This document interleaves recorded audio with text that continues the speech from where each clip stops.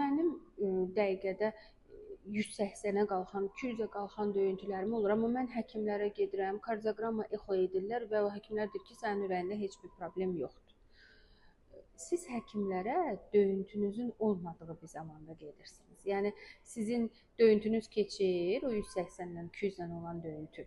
Siz sabahsı 3 gün sonra, 5 gün sonra durub gedirsiniz həkimə. Həkim sizə kardioqramma çəkir və exo edir. Təbii ki, normal görsənəcəkdir. Yəni bu döyüntülər axı sizin kardioqrammanıza yansımır, ya da exonuza yansımır. Yəni paroksimal döyüntü elə bir mexanizmlə baş verir ki, o məhz döyüntü anında çəkilən kardioqramma çox əhəmiyyətlidir.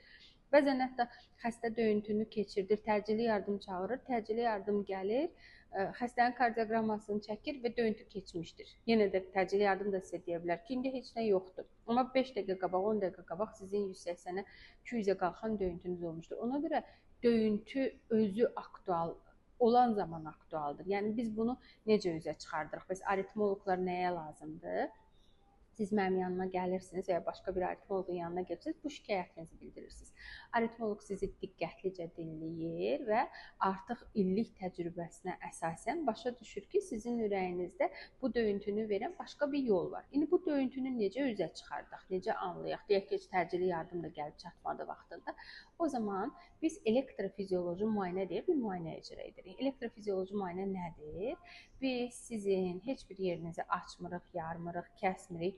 Ayağınızda büküş nahiyəsindən bir kateterlə keçirik. Döyüntünü əvvəlcə o məsələni özümüz sanki bir ürəyin içərisində yaratmağa çalışırıq. Axtarırıq da oradan da bu yol varmı, yoxsa yoxdurmu? Əgər bu yol varsa, anında döyüntünüz başlayır. Yəni biz onu süni olaraq yaradırıq.